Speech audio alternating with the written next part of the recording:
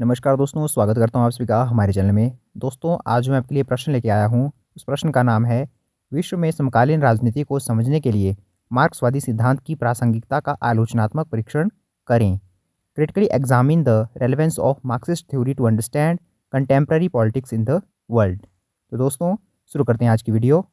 सबसे पहले हम इसमें इंट्रोडक्शन लिख लेते हैं। मार्क्सवादी सिद्धांत 19वीं सदी में कार्ल मार्क्स और फ्रेडरिक एंगल्स द्वारा विकसित किया गया समकालीन विश्व राजनीति को समझने के लिए एक महत्वपूर्ण लेकिन विवादास्पद ढांचा बना हुआ है। इसकी प्रासंगिकता का आलोचनात्मक परीक्षण करने के लिए हमें इसकी मूलभूत अवधारणाओं को वर्तमान वैश्विक वास्तविकताओं के साथ उनकी संगति और उसकी सीमा का मूल्यांकन करना होगा, जो इसे आधुनिक राजनीतिक विश्लेषण में सामना करनी पड़ती है। मार्क्सवाद की मूल अवधारणाएं और उसकी समकालीन प्रासंगिकता। तो सबसे पहला पॉइंट है वर्ग संघर्ष, क्लास स्ट्रगल। मार्क्सवाद का केंद्रीय विचार यह है कि समाज हमेशा विभिन्न वर्गों के बीच संघर्ष से प्रेरित होता है, विशेष रूप से पूंजीपति वर्ग, उत्पादन के साधनों के मालिक और सर्वहारा वर्ग यानी कि श्रमिक वर्ग। आलोचना। हालांकि आज का समाज मार्क्स के समय की तुलना में बहुत अधिक जटिल है। मध्य वर्ग का उदय, विभिन्न प्रकार के श्रम और पहचान की राजनीति के उदय ने केवल दो विरोधी वर्गों के विचार को कमजोर किया है। प्रासंगिकता। आज भी आय असमानता और धन का संकेंद्रण दुनिया भर में एक बड़ी समस्या है।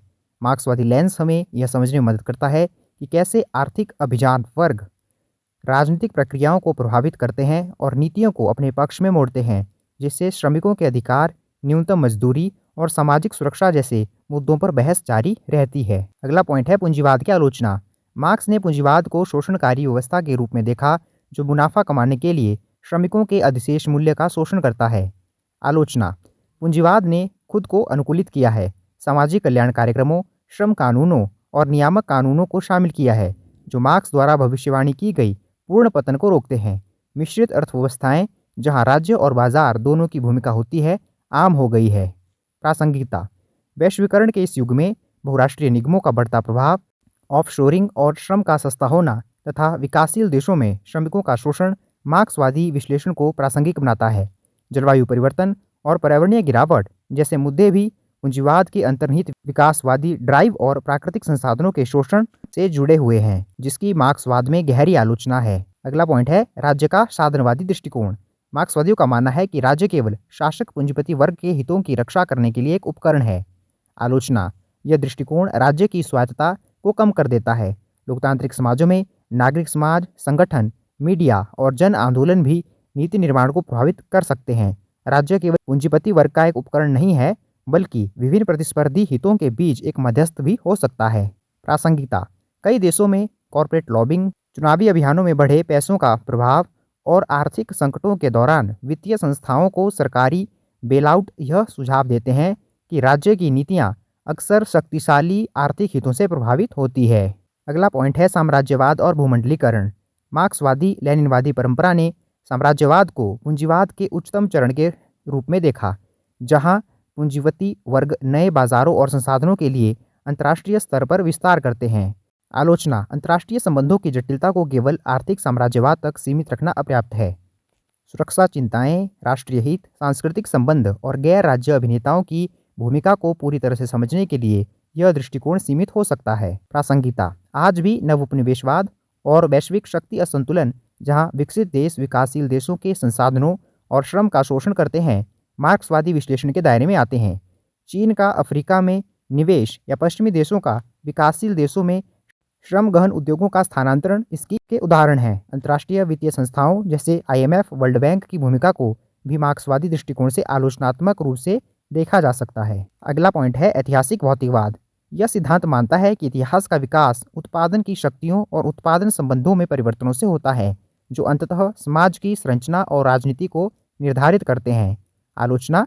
यह सिद्धांत आर्थिक कारकों पर अत्यधिक जोर देता है और संस्कृति, धर्म, विचार और व्यक्ति की एजेंसी जैसे अन्य महत्वपूर्ण कारकों की भूमिका को कम करके आंकता है। इतिहास को केवल आर्थिक संघर्षों का परिणाम मानना अति सरलीकरण हो सकता है। प्रासंगिकता। यह सिद्धांत हमें ऐतिहासिक परिवर्तनों को समझने के लिए एक महत्वपूर्ण विश्लेषणात्मक उपकरण प्रदान करता है, विशेषकर आर्थिक विकास और सामाजिक संरचनाओं के बीच संबंधों को उजागर करने के लिए। उदाहरण के लिए, औद्योगिक क्रांति ने कैसे राजनीतिक और सामाजिक व्यवस्थाओं को बदल दिया, इसे समझने में यह उपयोगी है। दोस्तों अब हम देखेंगे समकालीन राजनीति में मार्क्सवादी सिद्धांत की सीमाएं क्या हैं। तो पहली सीमा है सोवियत संघ और पूर्वी ब्लॉक का पतन। 20वीं सदी में मार्क्सवाद पर आधारित कम्युनिस्ट शासनों के पतन ने इसकी व्यवहारिकता पर गहन सवाल उठाए हैं। ये शासन अक्सर अधिनायकवादी और दमनकारी साबित हुए, जो मार्क्स के वर्गहीन समाज के आदर्श से काफ़ी दूर थे। अगला पॉइंट है पहचान की राजनीति का उदय। आधुनिक राजनीति में वर्ग संघर्ष के बजाय नस्ल, लिंग, धर्म, जातीयता और लैंगिक पहचान जैसे मूल्यों पर आधारित आंदोलनों का उदय हुआ है, जिन्हें मार्क्सवादी ढांचा पूरी तरह से समझ नहीं पाता है। अगला पॉइंट है तकनीकी प्रगति और नए सामाजिक संबंध। कृत्रिम बुद्धिमत्ता, स्वचालन और डिजिटल अर्थव्यवस्था ने उत्पादन के नए तरीके और नए सामाजिक संबंध बनाए हैं, जो मार्क्स के समय से बहुत अलग हैं और इनके मूल विश्लेषण से परे हैं। राज्य की स्वायत्तता और लोकतांत्रिक प्रक्रियाएं। उदारवादी लोकतंत्रों में राज्य पूरी तरह से एक वर्ग का उपकरण नहीं है।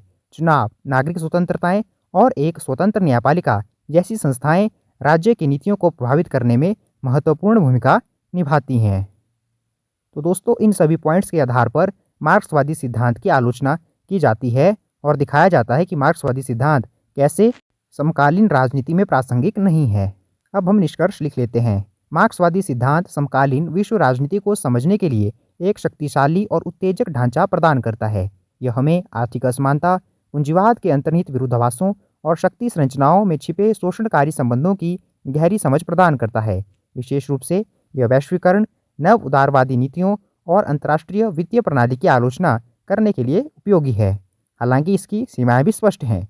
यह 21वीं सदी की राजनीति की जटिलताएं, जैसे पहचान की राजनीति, तकनीकी क्रांति के प्रभाव और लोकतांत्रिक संस्थानों की भूमिका को पूरी तरह से समझने में असमर्थ है।